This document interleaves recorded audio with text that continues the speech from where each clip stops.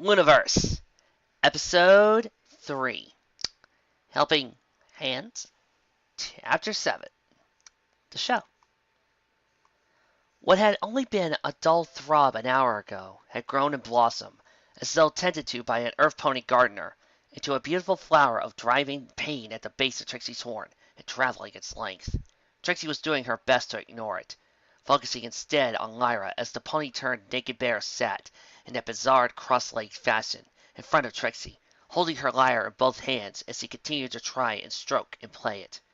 Trixie had cast two more illusions, one of a golden aurora around the lyre, and another aurora around her horn, to make it seem to any passers-by that she was holding it up, the lyre telekinetically and practicing herself. On any other night, Trixie would barely have even noticed the drain on her magical reserves those two minor glamours were creating. Tonight was a little different. The worst part didn't need to disguise my cutie mark, Trixie thought as she closed her eyes, trying to will the pain in her head and horn to go away. She imagined that she succeeded, a little. Should have just sworn to keep all the way here. I'm sure Lyra would have been all right for the 15-minute walk. It's barely freezing out. The worst part of it all was that she really had outdone herself in the illusion department, to her own determinant. She couldn't, now that her cutie mark was safely covered, simply dispel the illusion disguising it, as she had looped the magic of that glamour into the other half-dozen or so that she cast upon herself, each illusion feeding into the others to make the whole that much more complete and real-seeming. But the drawback was she couldn't disentangle one illusion from the other. They all had to go at once, or else I'm going to overchannel and pass out, Trixie reasoned. Then all her magic collapsed anyway, including the invisibility spell around Lyra. Trixie shook her head, banishing the thought from her mind. Opening her eyes, she saw that time was trying to convince herself that the throbbing in her head was just illusion had, at least, helped to pass the time. She and Lyra were sitting at the very front of the concert hall, directly seated in front of the stage. Behind them, however, the audience for the show had begun to trot in, gradually filling up the seats. Lyra, meanwhile, had stopped practicing her lyre. She was watching the audience file in as well, her now much smaller eyes as wide as they could get as she bit her lip nervously. She was sweating, too. Not much, but it was perceptible. Trixie wondered, for the briefest moment, how every pony in the auditorium would react if, or when, it was looking increasingly likely, Trixie's spells had failed, and Lyra became visible to all. She once more, however, shook her head and banished the thought from her mind. My special talent is magic, she informed herself. Not just magic either, doing magic for others. This is exactly what I earned my cutie mark for. Lyra can do this, and I can do this for Lyra. Trixie heard Lyra's name being called. Looking, she saw Troubledore waving her toward the stage. It was time. Lyra stared out at the audience as she walked out onto the stage, holding her lyre in one hand so it looked like illusory Lyra was moving it telekinetically, while the other hand adjusted Trixie's invisibility-bestowing hat that lay atop her head. That's a lot of ponies. The auditorium was absolutely packed. There were students and prospectives. A lot of prospectives, actually, and teachers and staff. She recognized a couple junior members of the court who fancied themselves patrons of the arts and often showed up at school functions. Bonbon was there too, looking, well, unhappy was putting it mildly, but also concerned. She gave a nervous smile at Bonbon, only to remember too late that Bonbon couldn't actually see her, and sighed quietly. Great. Her gaze fell over another pony staring near the front of the auditorium. A gray mare with black hair and, oh no, she's here too. Octavia Philharmonica, her mentor for the academy, is shown up to see her prize pupil's first performance. I can't even play with these stupid paws yet. I can't impress the students, much less the teachers, the court, or freaking Octavia. She'll think I got lazy and haven't practiced since I graduated. Trixie, as Lyra races there to stage. Hello, she called out. Silence, please. I am about to astound and amaze. Okay, that was it. She might be able to crash and burn, but she wasn't going to look like a total idiot do it. She used one of her freakishly large paws to poke Trixie in the side. Just go, she hissed, as quietly as she could. So, have fun, finished Trixie lamely, sitting and emitting a strong golden glow from her horn. The lyre, still in Lyra's hands, glowed too. Now it looked like Trixie was playing it. Provided Lyra could figure out how to use the stupid thing. Troubadour began to introduce Lyra, describing the recitals and small performances he'd given while at the academy. One of the most remarkable students we've ever had. The first graduate of the dual music magic program. An all-around incredible performer. Please give a warm welcome to Lyra Heartstrings. The crowd politely clapped their hooves on the ground. Yay. And with us today is Regional Rectory Degree owner Maud Pie. Yay. Alright, Trixie, muttered Lyra. Just keep everything going, okay? I'll handle the rest. Sure you will, whispered Trixie. You're Lyra Heartstrings. You're a great musician. You're... Trixie. Trixie chuckled gently, quietly, then smiled and raised her head. Her horn glowed a little more brightly, and the string moved just slightly. Lyra began. Okay, think. I can use these weird joints as fake hooves. This part starts easy. I can do this. Come on. Lyra bent the string joints on her right paw, so that way the hard bony parts were joining out. She passed them near the strings once, checking the range, then brought them closer in. This would have been much easier if she could actually have seen her paw, but then again, that would have meant she was visible, and then she'd have a whole set of separate problems. She passed her paw right to the front note. It played. A bright, clean tone echoed through the air. Okay, that's the first note. Right. Second note, same as the first. She played the second note, then a small sequence. It was slow going, but the opening could be a little slow. That was just a phrasing thing. She make up for it on the next sequence. It was coming. She moved her paws. Wait, forwards or backwards? She still couldn't judge the distance between her paws and the lyre she could with her hooves. She wasn't even sure how to move her paw to prepare for the next part. She froze for a moment, paralyzed in confusion, as she jerked her paw to compensate, and accidentally brought in the wrong note. A sharp, dissonant tone sounded, breaking the pure and clean atmosphere she had building up. No! Trixie opened her mouth to babble something to the audience, so Lyra poked her side, harder this time. Come on! I can recover. Even Professor Eighth Note missed notes now again. She started again, but thoroughly flustered. Her notes were uneven and arithmetic. A staccato, bouncing tone, intended to be bright and sprightly, ended up frantic, resounded as Lyra tried to control her paws. She was staring at her lyre, worried that, if she looked up at the audience, she would see scorn. She was crashing and burning just like she feared. As she thought this, she missed a note, widening the interval between those surrounding it and giving them an unpleasant, incongruent feel, as she was out of time to practice or to improve. Why in the world had she thought she could do this? Because I'm Lyra Heartstrings. It was a sudden thought. It caused her pause, just before she restarted the piece for a second time. I'm Lyra Heartstrings, and I'm a great musician. Music is my special talent. It doesn't matter that my cutie mark's not visible. I played this piece so often I know it in my sleep, and I'm going to play it now. She took a deep breath. I am. First, calm myself. I'll get through this, but I need to relax. She took a few deep breaths, ignoring Trixie's whispered frantic comments and the murmurs of the audience. Okay, my teachers at Tavi always taught me to focus on the music during a performance. That if you're still working out the mechanics of how to hoof each note, you're doing it wrong. I need to hear the music, not just think of how to play it. My body knows how to take it from there. With a conscious effort, she forced thoughts of the audience, her body, even the lyre from her mind. She recalled the melody she played it last night, before secret magic had gone horribly awry. The first note was a C. She let the C fill her thoughts, picturing the perfect, clear quality. It needed to be bright, smooth, strong, energetic, with just the right volume. She listened to it in her inner ear, hearing it as it perfectly began playing it again. Play it, she thought, and her body moved.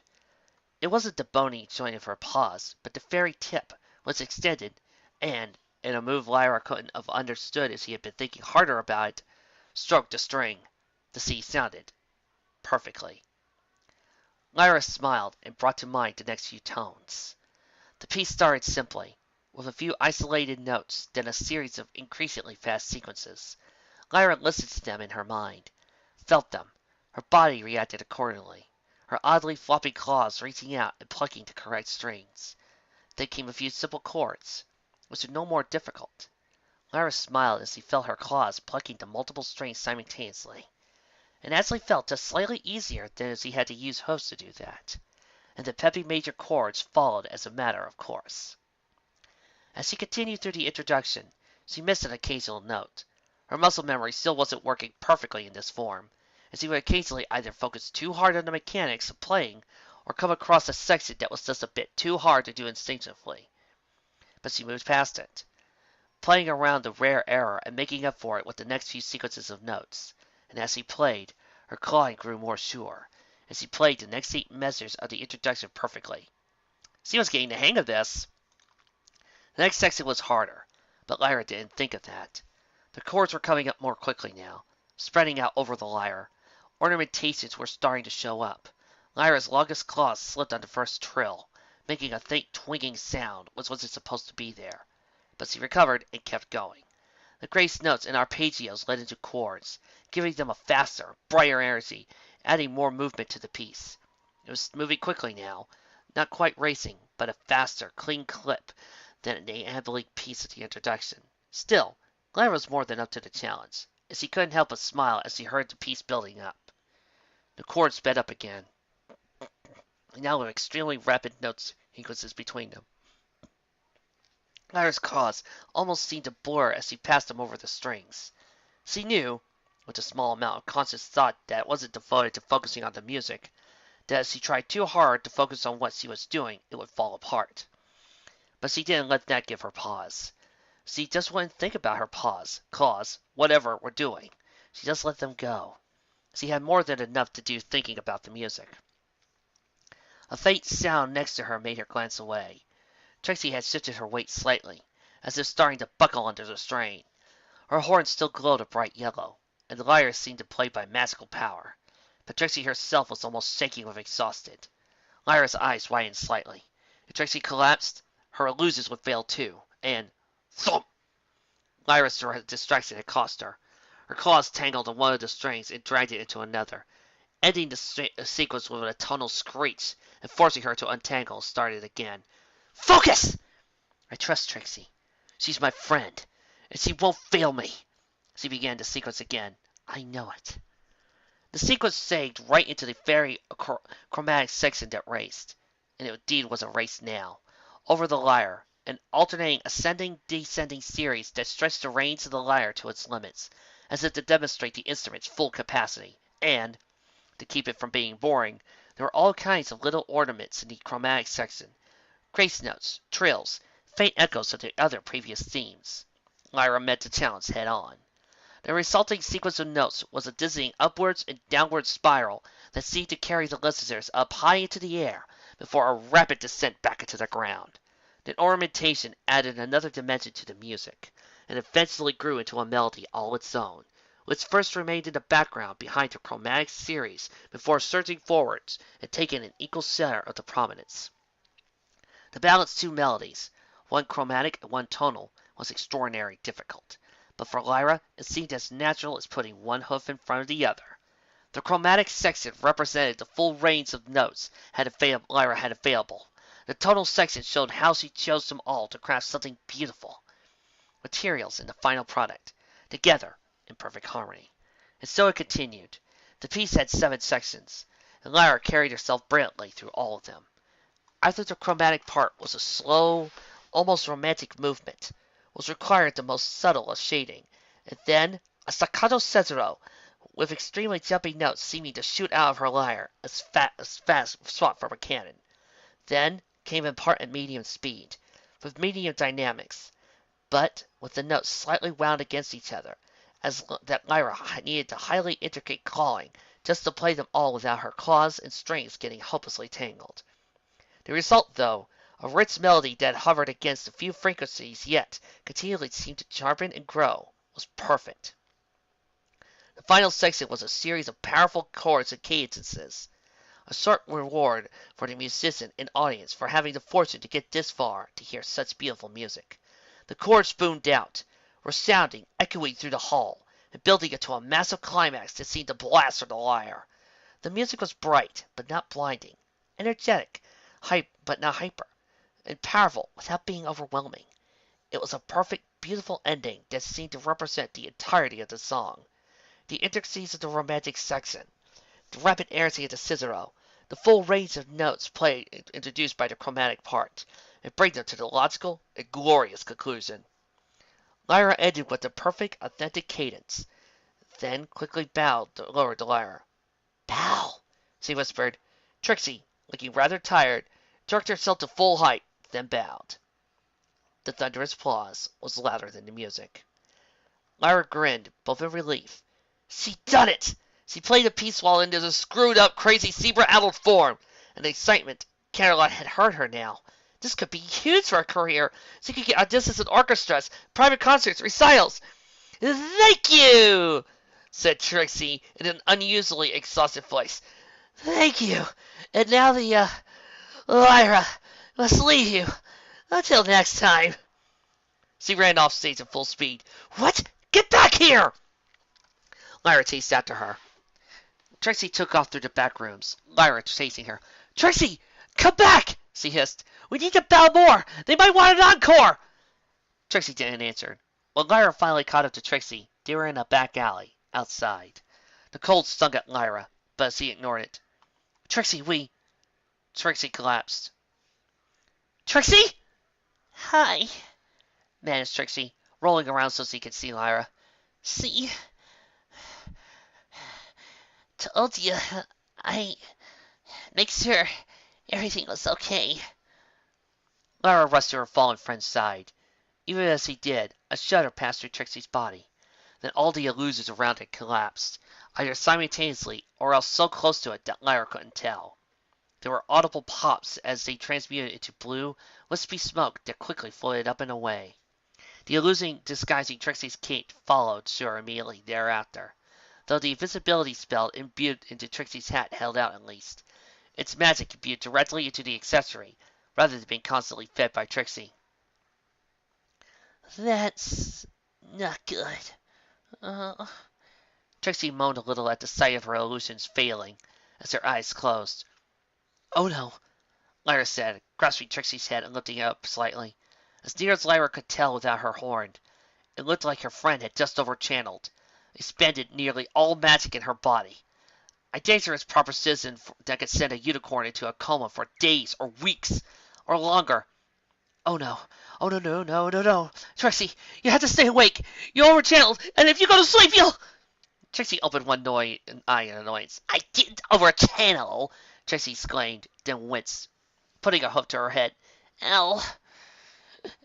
Inside voice. I didn't overchannel. Magic's my special talent. I can't overchannel." "That's not true, Trixie. Not even a little."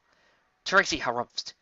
"Well, it'll take a lot more than that to bring down the great and powerful Trixie." Lyra blinked a few times, then let out a relieved chuckle as she sat down on her shins, wrapping her arms around her transformed body and trying to ignore the cold. After noticing this, Trixie's horn glowed as her telekinesis wrapped around the clasp of her cape, or started to before her magic faltered and failed. "Hang on.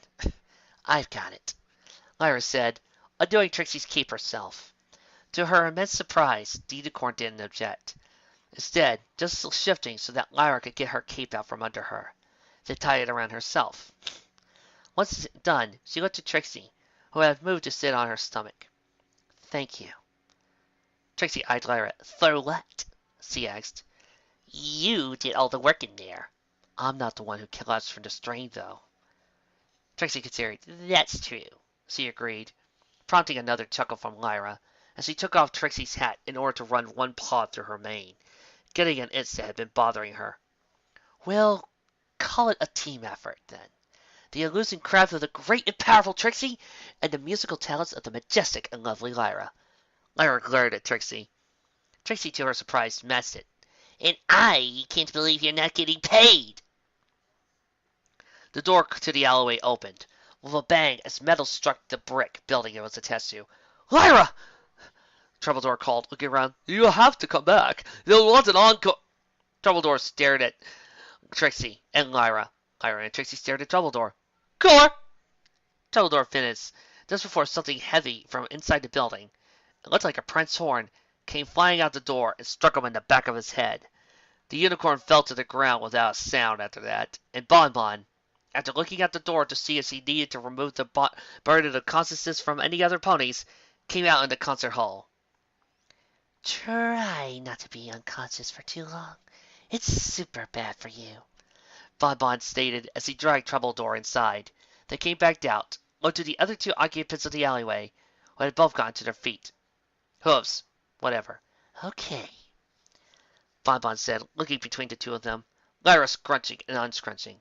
Trixie's hat in her paws as he wondered if Bon was about to resume her egotistical attentions toward Trixie.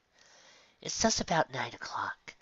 We're in an alley after having just committed assault and battery on a perfectly innocent pony. Where's this we coming from? Demanded Trixie. And how did you know where we were? And Lyra is still stuck as a naked bear. Bon finished, ignoring Trixie's demand. So, what's the plan? I don't think we have a plan, Lyra mourned, looking to Trixie. To her surprise, however, Trixie smiled. Of course it's a plan. And it's even a good one this time. Yes. We go to the castle, Trixie said, smiling. I'm Luna's personal student. They'll let me in, no problem. The same with you, Bon. You'll be my guest. Heck, we could probably even stay in my old room. Then we'll just start looking for all the ingredients for the counterspells we haven't tried yet. Bon considered for a moment, then nodded. Okay, she said. Good plan. How many counterspells are left to try? 2 or 3. Can't remember. I don't know. Check the book. I marked the pages. There was a moment of silence as Bon stared at Trixie. There was a conspicuous lack of any kind of book either on or near her. There was an equally obvious lack of one on Trixie, while all Lyra held was Trixie's hat and her own lyre. Oh no. Huh, Noteworthy said, as the blue earth pony picked up the book that was stamped with the equestrian seal, which had been sitting on near the seat of the cabin, carelessly forgotten by its owners. He paced through it, setting aside his cleaning tools for the moment as he looked it over, but he couldn't make heads or tails. More than half didn't seem to be equestrian.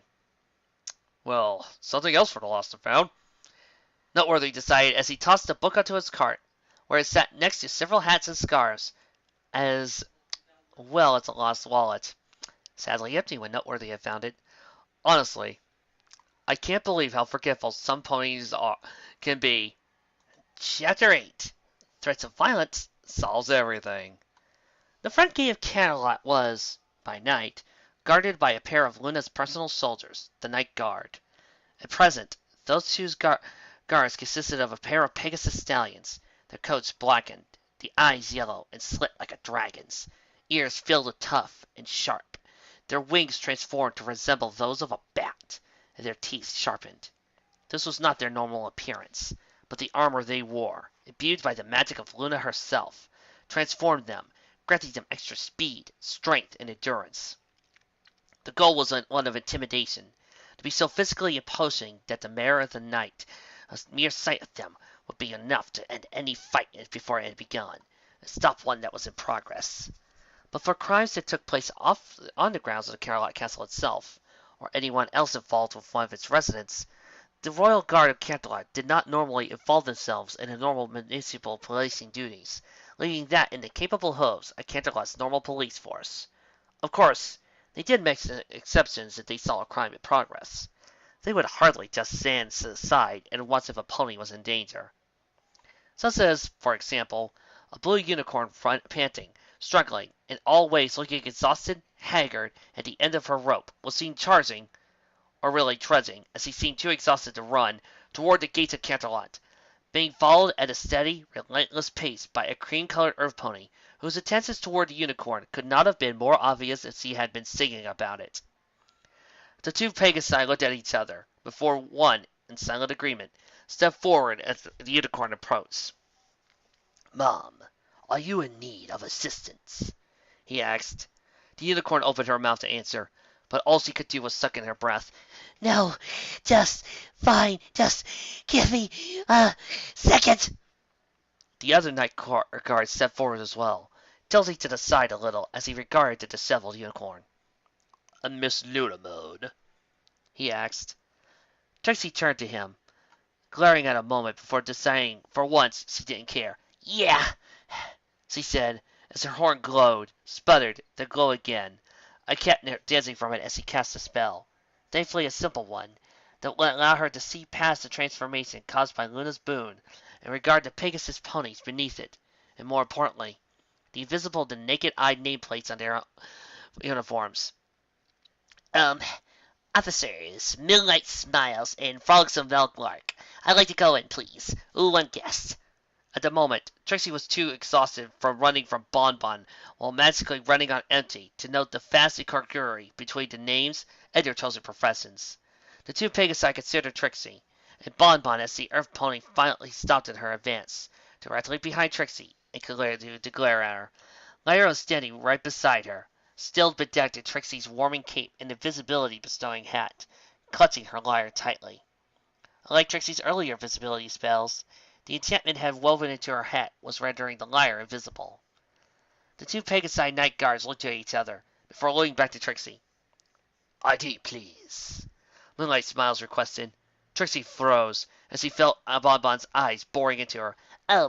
She said, ID. Come on, officers. You recognize me. I'm Luna's student.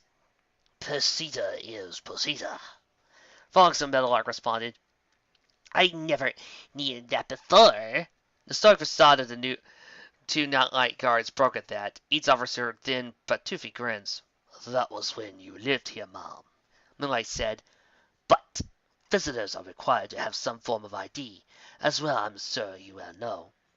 Trixie blinked rapidly at that. Oh, come on! She exclaimed. You know who I am! Yes, Moonlight confirmed. It dawned on Trixie that it was precisely because they knew who she was that they were doing this to her. Where's your hat and cape? Trixie resisted the urge to look at Lyra. Occupied, she said. Probably lost them, Frolicsome said, before looking slightly sympathetic. I know what that's like. Lost my helmet in a recent flood. Trixie grimaced at that. She had a strong suspicion she knew exactly where this was going. Why the guards were giving her a hard time. I suppose we could test her somehow, Moonlight added, looking to his companion. You got something in mind? Frolicsome asked. Not really. Shame she melted the entire ice palace. Otherwise we could just... Oh, ha, ha, ha!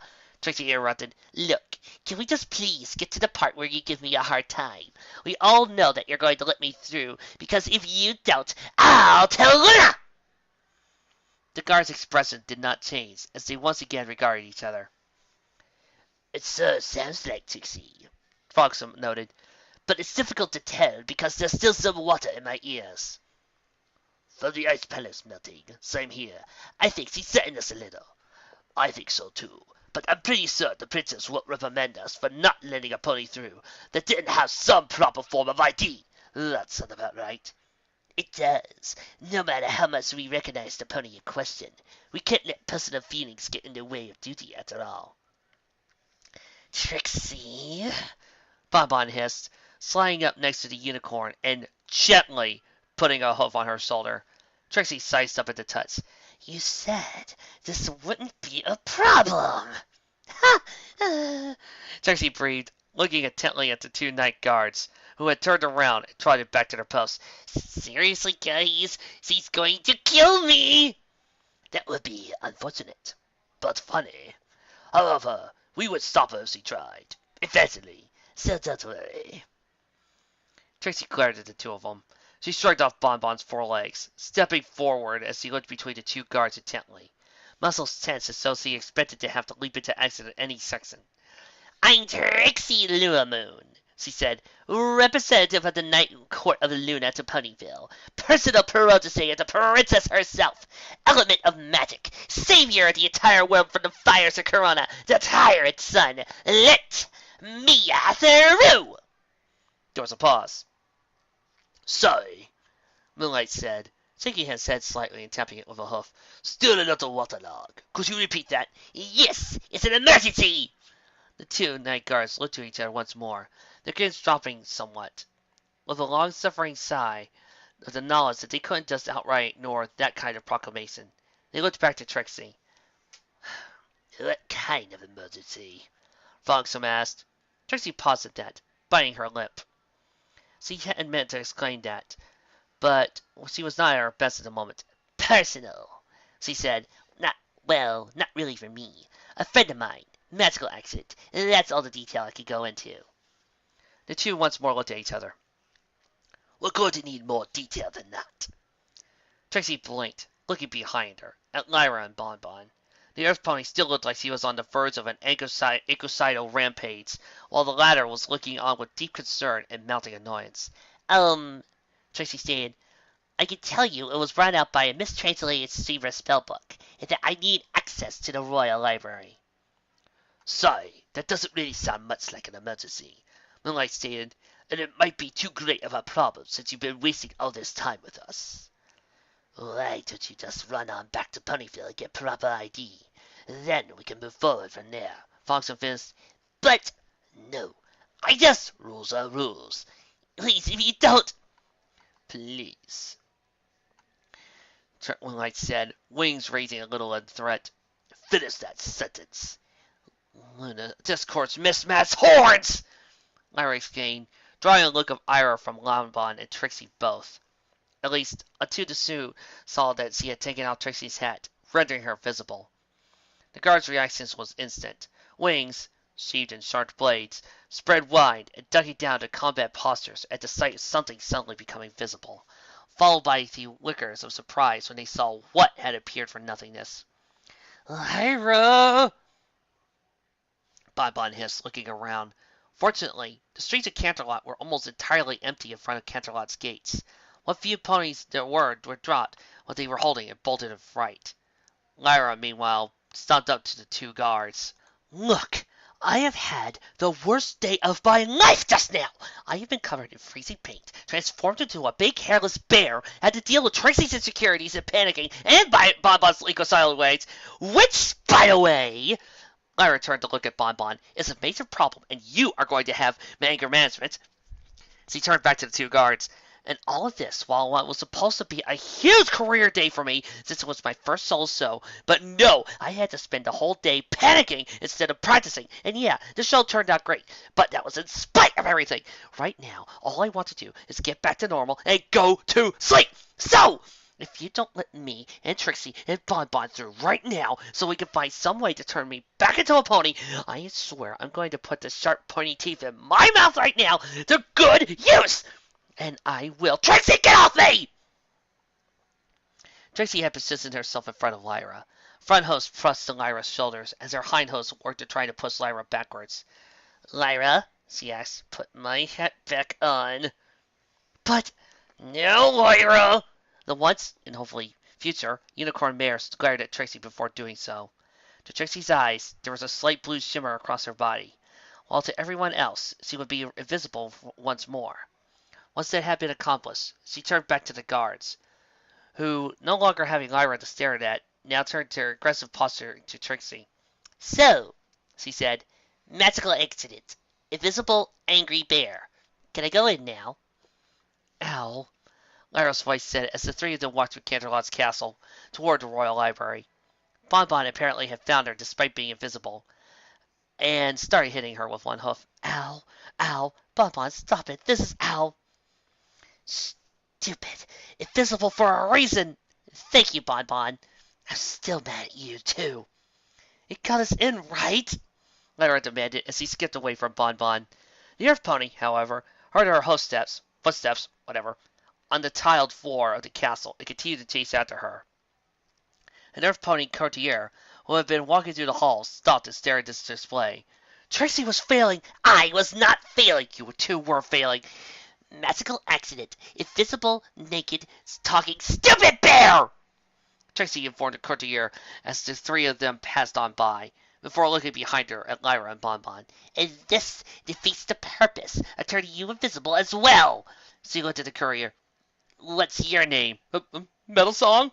He said, raising an eyebrow as he watched Bonbon chase Nothing, and that Nothing talked back to her. Metal Song, what is the point of invisibility spell? To not be seen?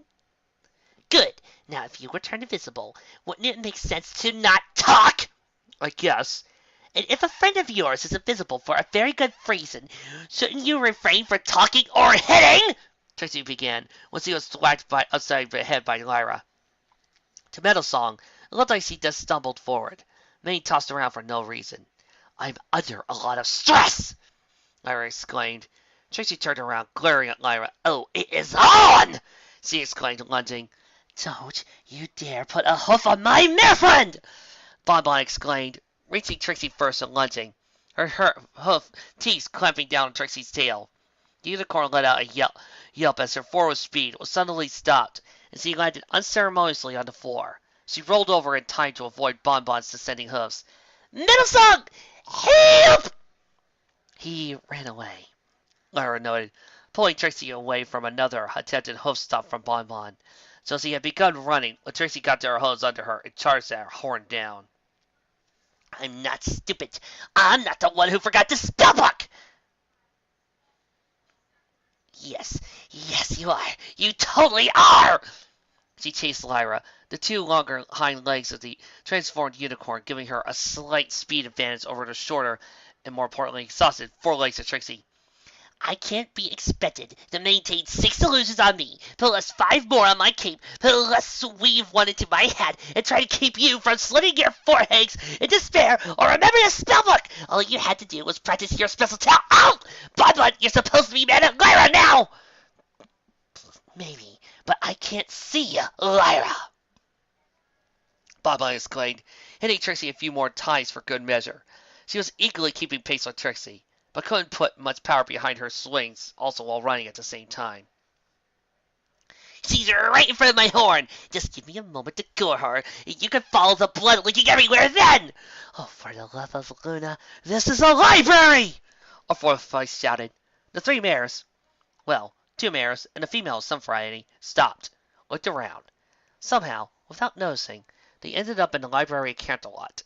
Surrounding them on all sides were rows upon rows of bookcases, taking up a circular room of the castle, ascending 3 stories upwards. The library's walls and shelves were a mixture of blue and red, while its eastern wall simply didn't exist, instead housing a vast window that overlooked the city of Canterlot. The entire place was lit by expensive glow items rather than candles, bathing the room in soft, warm light.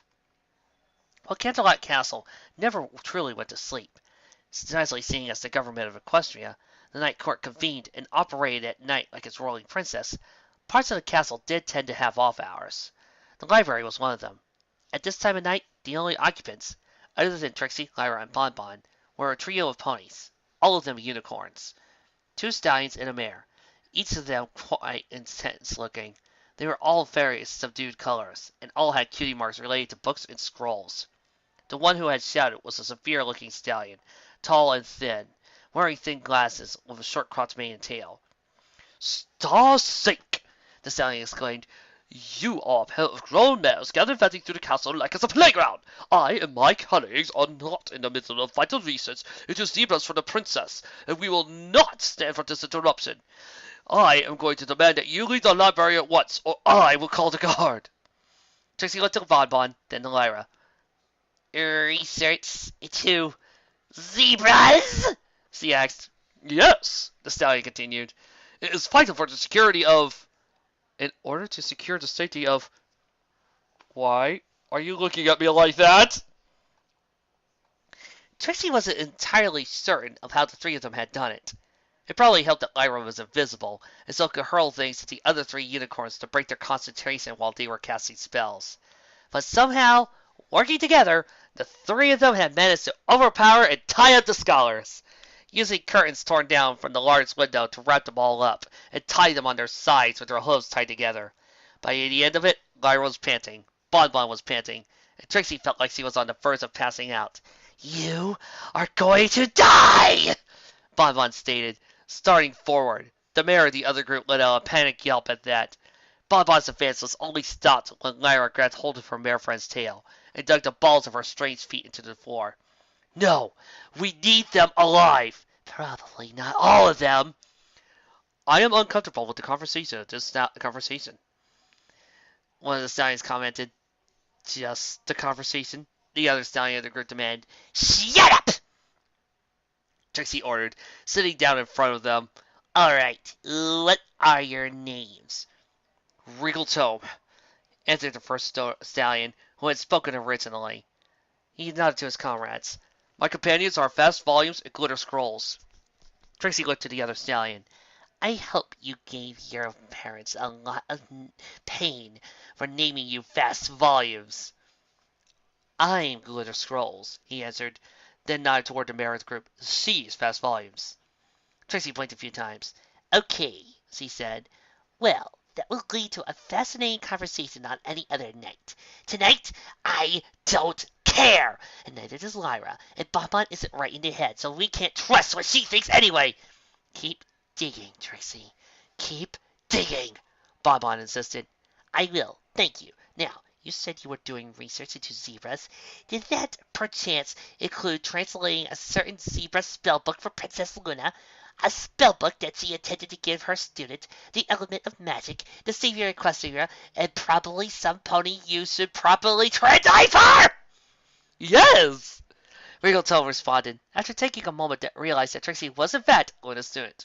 Well, it was more of a team effort. Oh, yes. Regal, the row was under the stampede, Fast Volumes requested, rolling her eyes before looking at Trixie. He translated the spell descriptions. Lyra was the one who translated the spell ingredients and steps, while I singled out the zebra magic words. They were originally mixed in a double of each spell, and matched them up with Glitter's spell steps. Then Glitter matched up the spell description with what Regal translated. Trixie looked at Lyra and Bonbon. Both of them were staring at the three captives in stunned silence and disbelief. That, Lyra said, that is the most inefficient, accident-prone system imaginable! Hey, don't mock it. You should see the work we did on the Black Book. Black Book? Trust us, you don't want to know. The three glared at her. Or they thought she was anyway. As far as I know, Glitter Scroll said, we three are the only ponies in all of Equestria who are fluent in zebra. And Princess Luna. Regal Tome added, giving a look behind him as the table they'd been sitting at, which was covered in books, papers, inks, coils, gave us a considerable workload. How would you have dealt with it? I would have split one book into 3 parts and had you translate a third. That's how! Lyra demanded. No wonder the spells are mislabeled. Hey, is there a 4th one of you idiots who deals with punctuation? A 5th one for translating capital letters? Zebras don't use capital letters, Regal Tome said, highlighted, nor does it distinguish between capital and lowercase letters. Whatever the problem was, I doubt it was that bad, Fast Volumes added. Lyra took off Trixie's hat. The 3 translators of Zebra to Equestrian screamed. Then they stopped for breath. Then they screamed some more.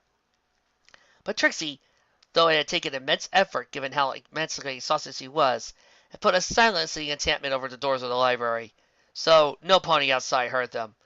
The Blue Unicorn, Cream Earth Pony, and Naked Bear drank in the sounds of their scream of terror like a fine wine.